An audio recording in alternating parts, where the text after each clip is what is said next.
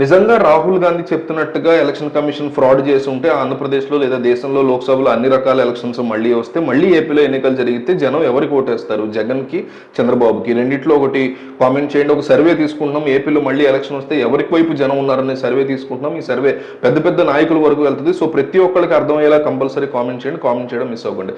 రాహుల్ గాంధీ తన చేతిలో ఒక అనుభవం ఉందని, దాన్ని గనక నేను ఎలక్షన్ కమిషన్ మీద వేస్తే ఎలక్షన్ కమిషన్ అనేది తుడిచిపెట్టిపోద్ది ఈ దేశంలో అని చెప్పేసి రాహుల్ గాంధీ చెప్తున్నారు. నేను రాజకీయాల్లో ఏ నాయకుడికైనా వ్యతిరేకమే. మోడీ అనండి, రాహుల్ గాంధీ అనండి, కేసీఆర్ అనండి, రేవంత్ అనండి, చంద్రబాబు అనండి, పవన్ కళ్యాణ్ అనండి, జగన్ అనండి, ఎవరికైనా కంప్లీట్లీ వ్యతిరేకం నేను. కానీ కొన్ని విషయాల్లో కొంతమందిని మెచ్చుకుంటూ ఉంటా. ఫర్ ఎగ్జాంపుల్ 2014 ఎలక్షన్ 2019 ఎలక్షన్ పూర్తయిన తర్వాత చంద్రబాబు నాయుడు చాలా డిజాస్టర్స్గా ఓడిపోయారు. 23 సీట్లకే ఆగిపోయారు.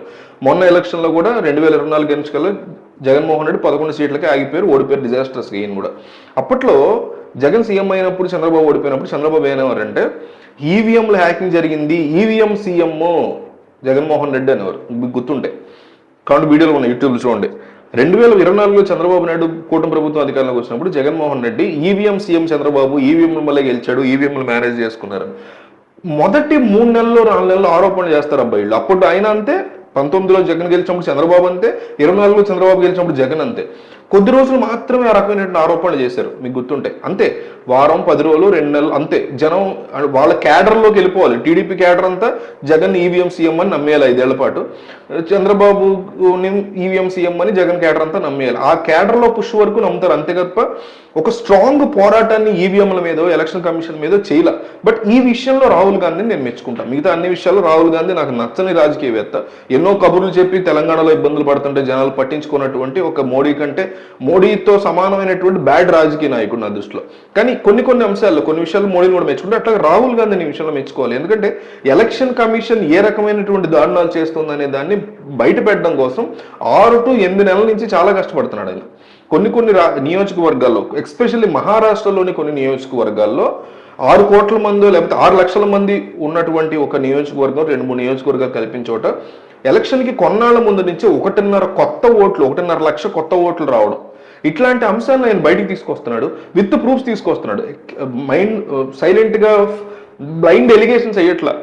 జగన్ గెలిచినప్పుడు చంద్రబాబు గెలిచినప్పుడు జగన్ ఏమో ఈవీఎం వల్లే గెలిచారు చంద్రబాబు జగన్ అని చెప్పేసి ఇట్లా బ్లైండ్ ఎలిగేషన్ చేసి సైలెంట్గా ఉండిపోయారు. అట్లా కాకుండా ఎదురొడ్డి నిలబడి ఎలక్షన్ కమిషన్ మీద ఎదిరించి ఈ రకమైనటువంటి బయటికి తీసుకొచ్చే ప్రయత్నం చేస్తున్నాడు. అందులో మళ్ళీ ఫెయిల్ అయితే రాహుల్ గాంధీని మనం వేసుకుంటాం, అందులో ఏ రకమైన క్వశ్చన్ లేదు. బట్ ఆ ఎఫర్ట్కి మనం డెఫినెట్లీ మెచ్చుకోవాల్సినటువంటి సిచ్యువేషన్. సో ఇప్పుడు ఎలక్షన్ కమిషన్ ఆయా ప్రాంతాల్లో జరిగిన, ఇప్పుడు ఒక నియోజకవర్గం ఉందనుకోండి, ఒక కరీంనగర్ నియోజకవర్గం ఉంది. ఆ నియోజకవర్గంలో ఉదాహరణకు 3 లక్షల ఓట్లు ఉన్నాయి. ఆ ఓటర్ల జాబితా ఉంటుంది, 3 లక్షల మంది పేర్ల list election commission of India దగ్గర ఉంటుంది. అది ఓపెన్ సోర్స్ లో పెట్టాలి, అది పెట్టట్లే ఎలక్షన్ కమిషన్.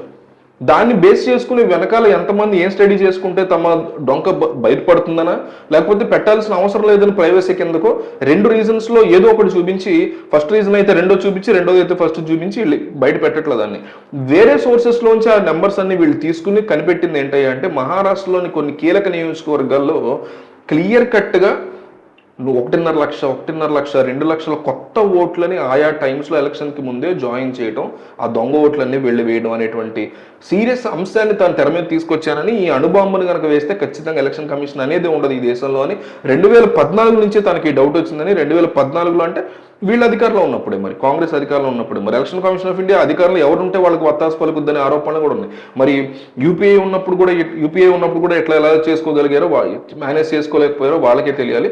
2014లో కొన్ని ప్రాంతాల్లో తమకి ఒక్క అసెంబ్లీ సీట్ కూడా రావడంతో తనకు డౌట్ వచ్చిందని, అప్పటి నుంచి తనకున్న డౌట్ని మొన్న 6-7 నెలలుగా తాను చేసినటువంటి స్టడీ వల్ల, తన టీం చేసిన స్టడీ వల్ల ఈ విషయాన్ని బయట పెట్టగలిగానని, తాను నిప్పుతో చెలగాటం ఆడుతున్నానని, తనకి అంశంలో ఏమైనా అవ్వచ్చని కూడా రాహుల్ గాంధీ అన్నారు. అయితే మొత్తానికి ఎలక్షన్ కమిషన్ ఆఫ్ ఇండియా దాన్ని కొట్టిపారేసింది.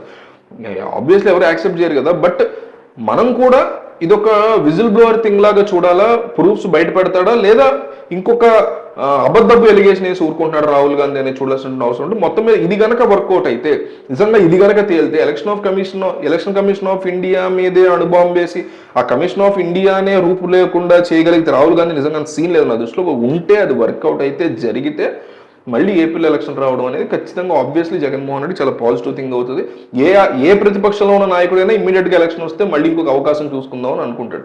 సో అందువల్ల ఇది జగన్కి ప్లస్ అయ్యే అవకాశం ఉందో, కొండంత బలం అయ్యే అవకాశం ఉందని నాకు అనిపించింది. నిజంగా ఏపీలో కనుక ఎలక్షన్ వస్తే మీరేమనుకుంటున్నారు? మళ్ళీ అవకాశం ఉందా? జగన్మోహన్ రెడ్డి అధికారంలోకి వచ్చే అవకాశం ఉందా? మీరు ఓటు ఎవరికి ఉంటుంది అప్పుడు మళ్ళీ ఏపీలో ఎలక్షన్ వస్తే? నా ఓటు జగన్కి, నా ఓటు చంద్రబాబుకి, రెండింటిలో ఓటు కామెంట్ చేయండి.